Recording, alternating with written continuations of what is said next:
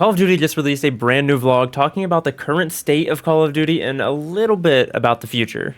Could this actually be Call of Duty finally admitting not necessarily defeat, but realizing that they need to change a little bit from their path that they've been going down?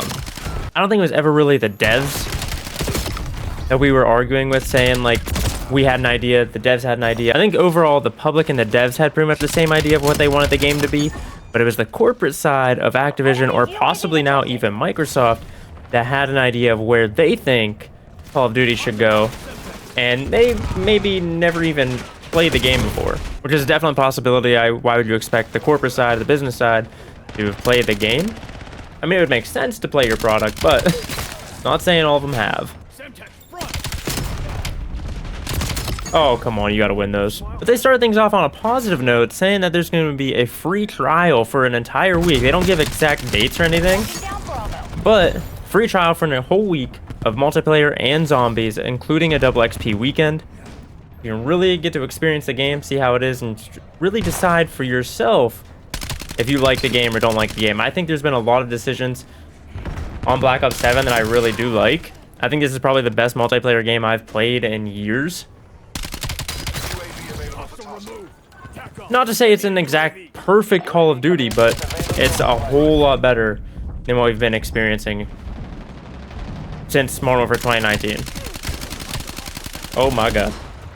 Enemy UAV detected. Because I do think Black Ops 7 really did introduce a lot of the things, or I guess reintroduce a lot of the things that we've been missing in Call of Duty for some time now, including an open matchmaking system. Some better maps finally. Again, not to say that these maps are perfect, but they're definitely a lot better than what we've been seeing the past couple years. There's definitely still some issues with some of the maps where I think like Den is a good example of an issue where it is still a 3-lane map. However, the side of the map on Den where you have the rooftops you gotta jump across, it's kind of disconnected from the rest of the map in a sense, because you have to go from either spawn to access that entire lane. You can't get there from the middle. There's no like top portion where you can jump down in. It's kind of just, like I said, disconnected from the other two lanes of the map, and I'm not really a big fan of that. But still, one of the best things Call of Duty's done with this game is the reintroduction of the open matchmaking system, because I mean, it feels like I'm playing against players again and not an algorithm. The past like 4 or 5 years, it felt like you were just playing against the algorithm to try and get a good lobby. You do good, you get punished. And it didn't feel like you were playing against the people, more so you were playing against the algorithm. Enemy UAV detected. At least that's just how I felt.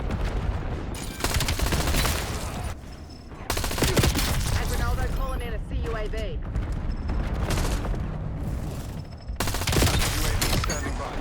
Is a Peacekeeper good?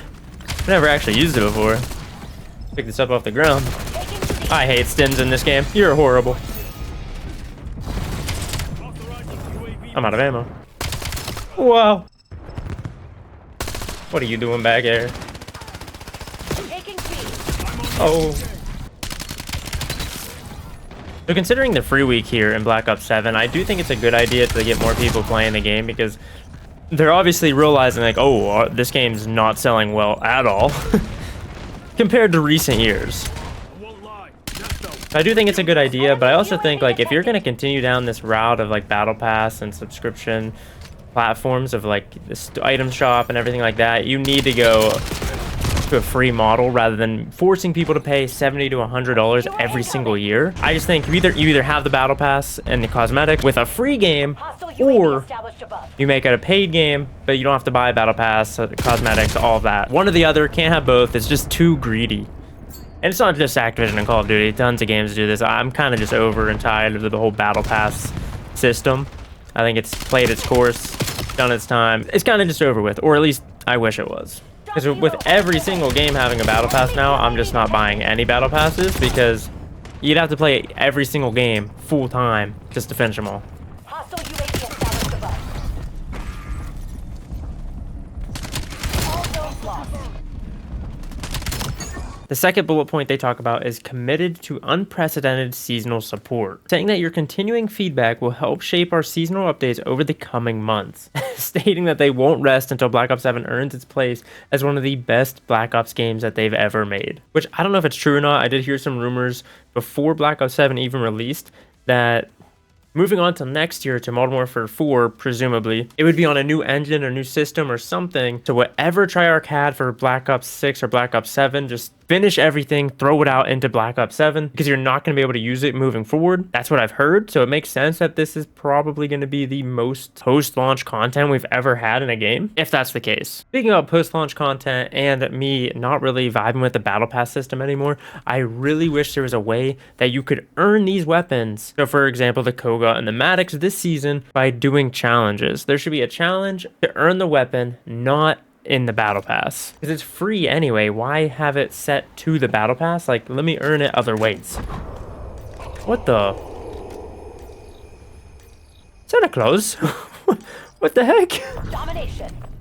I just wish there was a way to earn the guns, not just by playing time through the Battle Pass. Because, like, man, I feel like I've played a decent amount of the game and I still don't have the guns. And then you just get beat out because the Maddox is so much better than every other AR for some reason. They have an advantage since they paid for it? That doesn't really make sense. Now you're off my radar. What the? Ew, is this like a charge sniper? What is this? Oh my god, that's disgusting, bro. Yeah, give me this thing instead, honestly. Okay, there's only one bullet. Timeout. Gotta reload. And then the last thing they state is our strategy going forward is changing, stating that they'll no longer do back-to-back releases of Modern Warfare games or Black Ops games. So you'll never have a Black Ops and a Black Ops game in back-to-back years, or Modern Warfare to Modern Warfare in back-to-back years, how we had from Modern Warfare 2 to Modern Warfare 3, or Black Ops 6 to Black Ops 7. I don't really know if that was really the problem.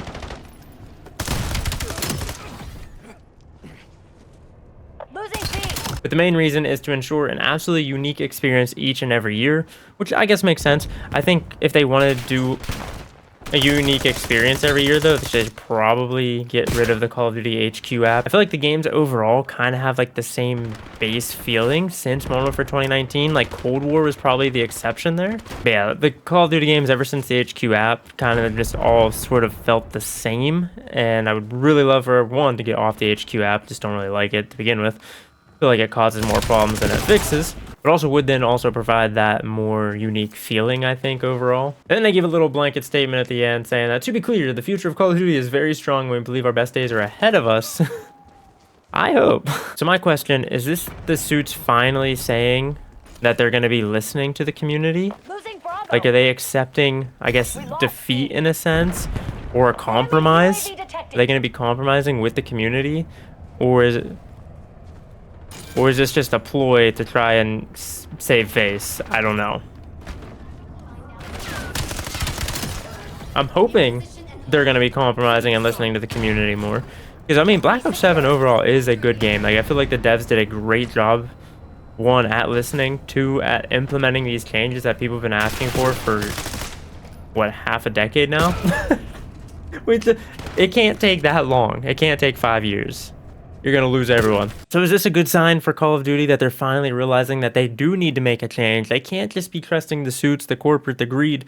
They got to be listening to the community. They got to go back to the basics, the foundation that they built this franchise on. I think Black Ops 7 is a big step up from what we've had in recent years. Is it perfect?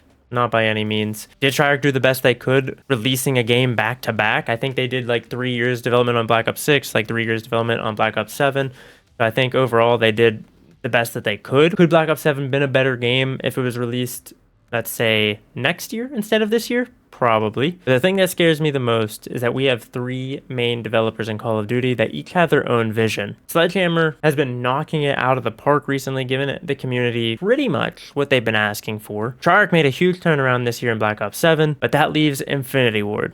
Now, personally, I like the feeling of Infinity Ward and Sledgehammer games better than Treyarch games, but there's certain decisions that they make and they just put their foot down and stick to those decisions no matter what anybody's saying.